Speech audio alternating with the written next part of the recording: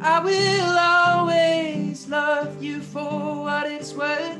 The main difference between me when Plus came out and me now when Equals comes out is not a professional difference. It's a life difference. Like I was 20 then. Can you remember being 20? How different you were?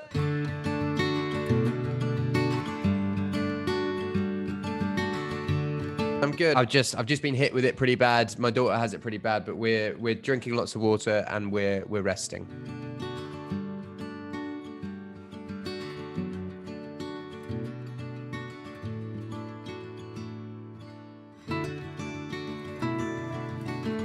I thought that, so the song itself is basically like chaos and calm. The verse is just like a slap in the face stadium rock, and it's just everything that's going on in my life. And then the chorus is just completely a cappella, and time stops still when you were in my arms. And it's basically what happened. My career was going at full pelt, and then I became a father and everything stopped and it just chilled out for a bit.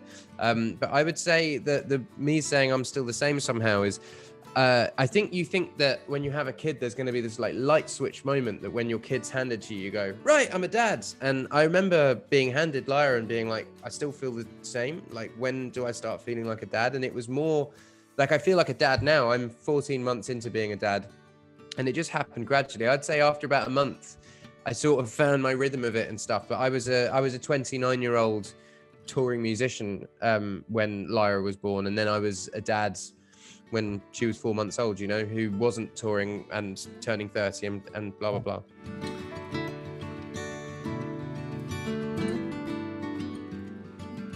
Do you know what? Like, Thinking Out Loud was so big that I didn't want to do another ballads. I was like, that's my ballad.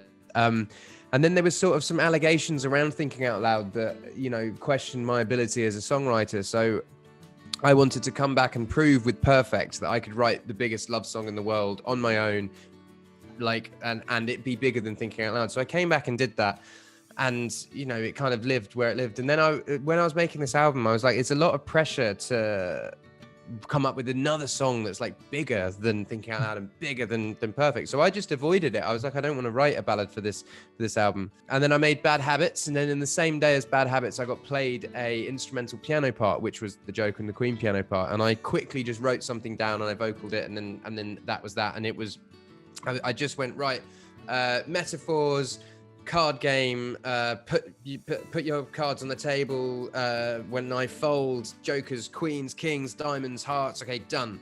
And it took about 25 minutes, maybe 20 minutes. It was just quick, and I felt like I'd kind of cheated with it because it was so easy to write that I just sort of like put it to the side, not remembering that Perfect and Thinking Out Loud were both exactly the same as that, as they were just very, very quick. And then my brother, who did all the strings for Perfect, did a string arrangement for Joker and the Queen, and then it just suddenly became this beautiful love song. And everyone that I'm playing the album to says it's the best love song that they've heard me do. So I hope that the world like it as much as they like Perfect and Thinking Out Loud.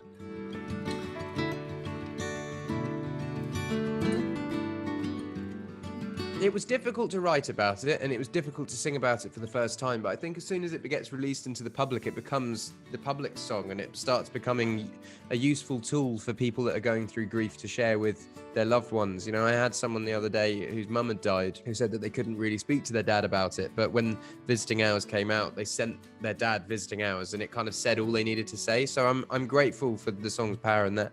But in terms of me not wanting to die, it's like, I've never like wished for it, but I've always just been like, whatever happens, happens. And then when Lyra came, my biggest fear suddenly became not being around for her, you know? So like, I want to live a very, very long time, but not for me, for her. I feel like it would be a great disservice to my daughter if she grew up without a father.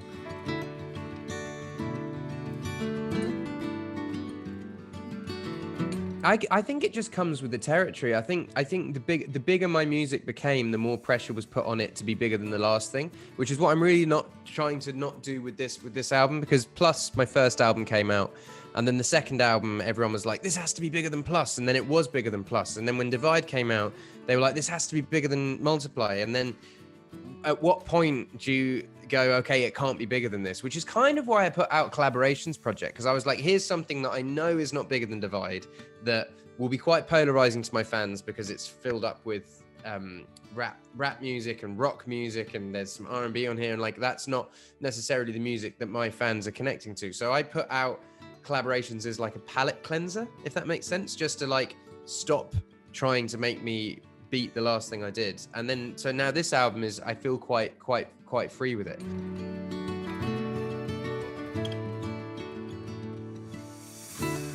Because Divide ended up selling like 25 million copies, and the tour was the biggest tour of all time. So you can't do better than that. So you just need to stop trying. You just need to make a good album, which is why in Tides, one of the first lines is I say, I lost the confidence in who I was. I was too busy trying to chase the high and get the numbers up. And that was literally, I was just trying to beat the last thing I did. Whereas what I should have been doing is just creating music that I loved. I didn't really learn to manage the pressure. You know, I think the best and worst thing for me was having the confidence knock of making a song that I thought would be the biggest song in the world and putting it out, and then that not happening. But then because I'd made it to be a big song, and that was its sole purpose, and then when it wasn't big, it hurt. Whereas if I'd just made a song that I loved and put it out, I could stand by it no matter what. So with Bad Habits, I love that song. So if that song comes out and bombs, I'm like, oh, that's not you guys. Like I love this song. So that's just like whatever happened, you know, it's that's just the way of the world. So I just needed to get back to creating songs for the love of it rather than creating songs for.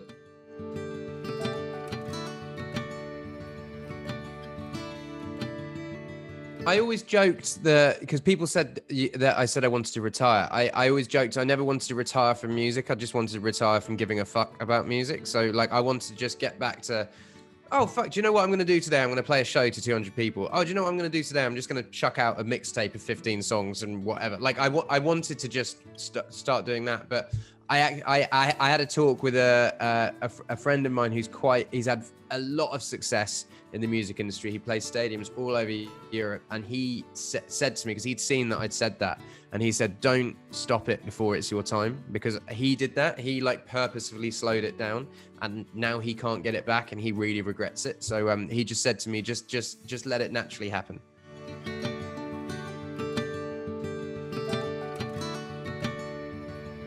No, the acoustic album is essentially like, it was made and it was none of the songs on this record. Maybe First Times would have been on it. I think First Times I was like, do I put this on Equals or do I put this on the acoustic one? But it was two different records, and one record really, really worked in bleak lockdown winter. You know, like Afterglow was meant to be in that sort of era.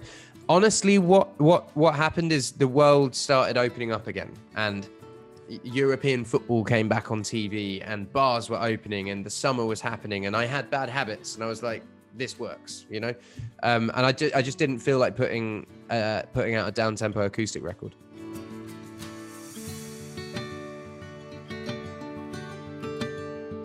My daughter's first word. Wow, la prima volta alle parla per me.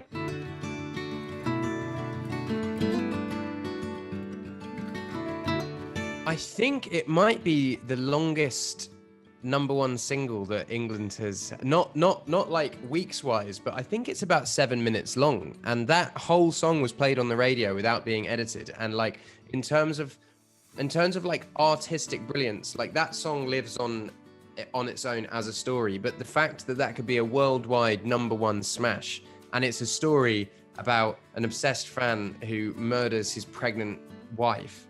Like it's a really messed up song if you think about it, and it's gone everywhere. It's now like it's used in popular culture as the name of a fan. You know, it's called stan culture now. So I think that song's just a very important cultural moment and artistic brilliance.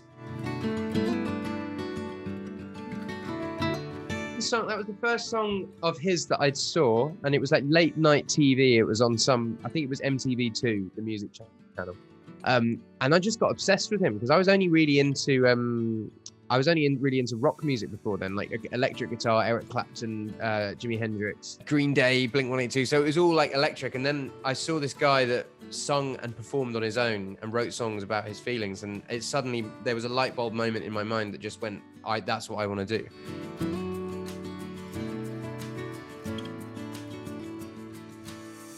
So I watch the Eurovision Song Contest every single year, right? And there's two types of entry, right? There's the joke songs that we all love that are funny, like the Germany entry where he's singing with a hot dog and a hand. Or there's these serious songs that come through that are really, really brilliant.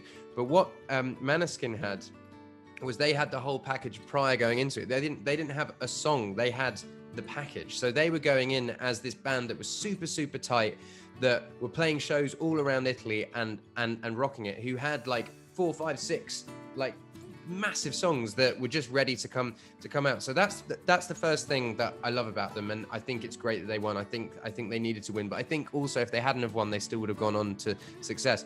But what I think's really important about it, and it's the same thing that happened with Despacito, and it's the same thing that's happened with BTS and K-pop at the moment, and you know, like Mando pop and J-pop and blah blah blah, is the world is getting more universal in terms of what it's listening to, and language doesn't mean what it did 10 years ago. You know, like English radio would play English speaking music, French radio would play French speaking music, Italian radio would play largely Italian speaking music. Now you get all sorts of languages all over. Like we have hits in England that, you know, we have hits that are from native tongues in the continent of Africa. We have hits that come from Korea. We have hits that come from, we've had like Sweden, Finland, Spanish, Portuguese, Italian. Like Maneskin, we had 3 Maneskin songs on pop radio in England, like pop radio. Yeah, I just think it's wonderful that language is getting out there and it's not a barrier. Like good music is good music, whatever the language is behind it.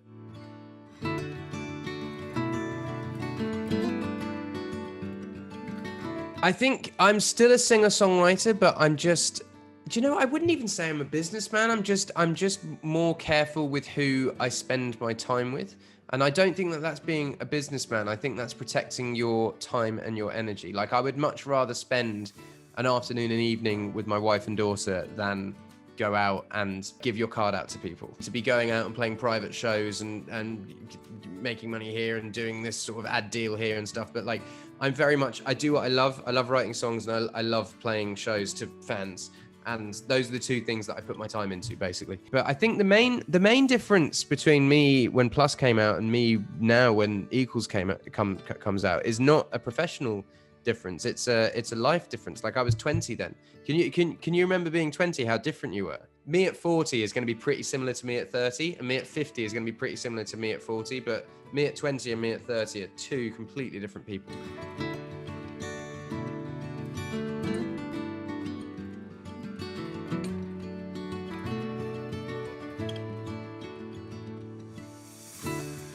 It's pretty much what's happening at the moment with me and my daughter, with us both having COVID. Like there was so much going on in my life up until yesterday that was just go, and then just like it just stopped, and it was just me and my daughter in the house. Like then there's nothing but the space that we're in with the hurry and the noise shut out, and we are just living and having. I mean, she's napping now. She's probably going to wake up in about half an hour. But yeah, man, it's important sometimes to just pull it back a little bit and just relax.